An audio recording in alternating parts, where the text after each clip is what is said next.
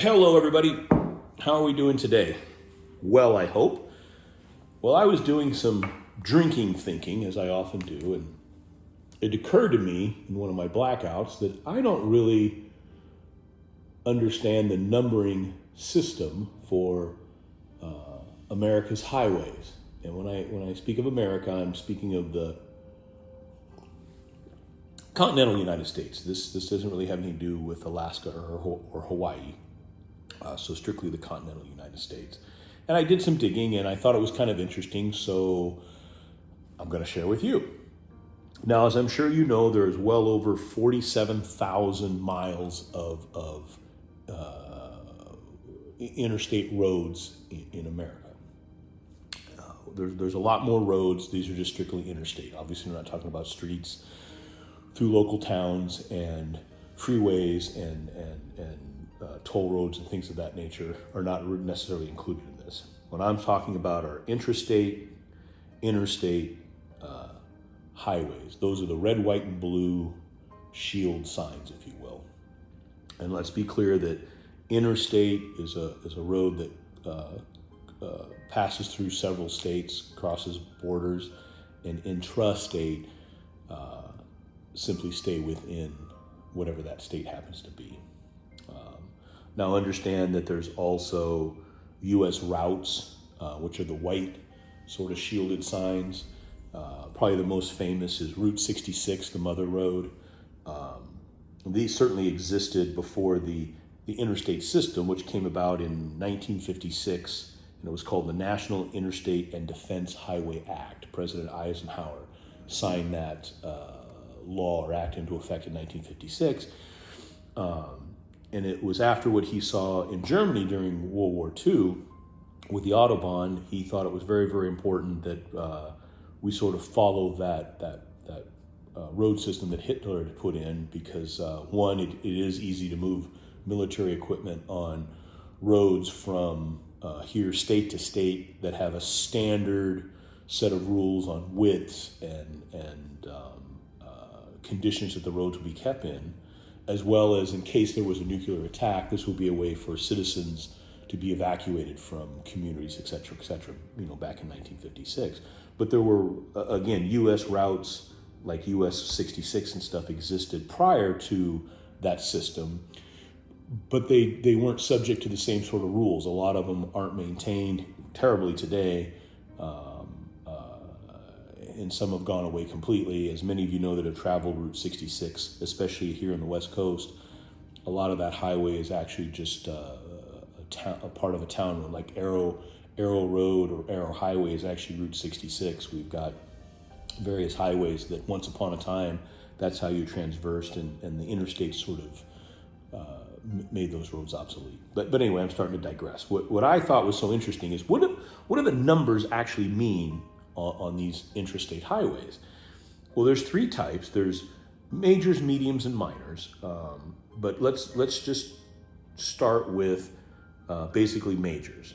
Now, the majors all have double digits all have double digit numbering, except for one road, I believe in the East Coast, which doesn't matter. Anything that runs east to west, west to east, all end with a 0. And the lowest number would be the most southern road. So in this case, the I-10 ends in a 0. It's the further south. And as many of you know, that runs essentially from California, through Arizona, New Mexico, Texas, basically all the way to Florida. Now, the most northern of the roads that run east to west would be I-90. So you got 10, and it sort of works its way up. And I-90 runs from Washington through Idaho, Montana, and goes all the way to Massachusetts. Here, take a look. Here's sort of a photo showing the interstates that run east to west, the majors. Take a look.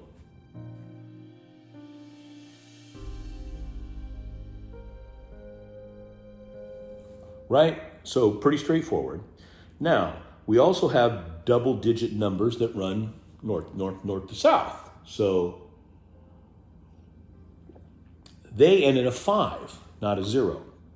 So again, east to west, West to east, you got zeros. I-10 up to I-90, as we just discussed. Now, running north, south, south, north, everything ends in a 5. So in the west, our first is I-5, which runs the southern tip of California, San Diego, all the way up to Washington. Now that works its way all the way across east, which would be I-95, which begins or ends in Florida or begins and ends in Maine. And as you work your way across the continent, you've got I-5, say I-15, I-25, I-35, all the way across, and it ends at I-95. Here, take a look at this photo. This will give you an idea. Go ahead.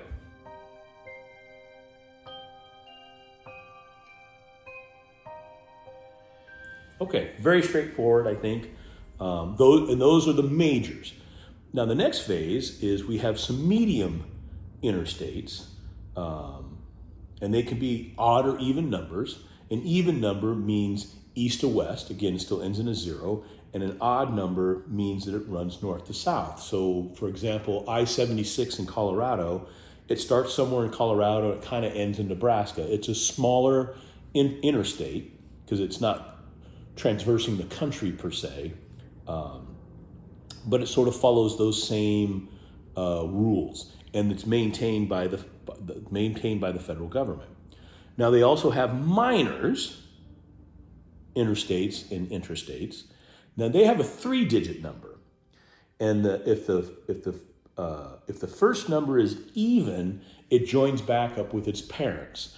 So for those of you that are in Southern California, or Southern California specifically, like the I-405, well, the 4 is an even number, and the 05, is the I-5, which means because it's even, the 4, it'll eventually join back up with the I-5, its parent, if you will. And here it's kind of called a bypass. A bypass road. You can't call it a beltway because I think a beltway would encircle a city or a community, but I'm starting to digress. So the I-405, because it's an even number, if you get on it, at one point you're going to eventually be back on the 5. Here, sort of take a look at this photo. It kind of gives you an idea.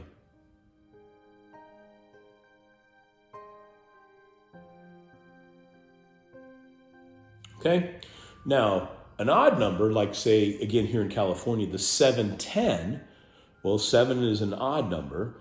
We know that it leaves the 10, and since it's an odd number, it doesn't join back in. It's essentially a spur off the 10 highway, or 10 freeway, as we call it here. And yes, I apologize. I know in California, we say the 5, the 10, the 710, and when you leave Southern California, everybody just says 5 or 10. They seem to leave out the article. I'm not sure who's right, but I'm going with California. But anyway, so an odd number means it's never going to essentially join up again. Now, I know what you're thinking. Ryan, well, what if that spur or that bypass crosses 2 major interstates? Well, then it's up to the state to come up with. Obviously, in California, the 710, they decided because it starts with a 10, if it crosses, for argument's sake, if it crossed something else, they kind of made that decision. I don't know. I don't know what all this means. I just thought it was kind of interesting, and I wanted to share it with you because it turns out there's actually some thought put into this. Now, having said all that, out here in the West, we have a lot fewer mediums and minors. We have the majors running north, south, east, west. I think as you work your way east, where there's a whole lot more mediums and minors, again, getting into those beltways and various things that we don't experience so much out here, just because of how the country sort of grew up. Anyway, I just thought some of that was kind of interesting. That's the end of my notes. I wanted to share it with you for what it's worth. So any of you that think that there's no real rhyme or reason to the numbering system, you would be wrong. And this just scratches the surface. I've dug into other things. There's every one of those signs. There's some color coordination too that talks about bypasses and loops and things of that nature. And if you learn all the coloring systems, it'll actually make a lot of sense. Which I'm not going to do, because in today's world we just use our phones, or in my case, all of my cars, excluding Myrna, will just tell you where to go. But I don't know. I thought it was kind of interesting, so I wanted to share it with you. Hopefully, it sort of piques your interest.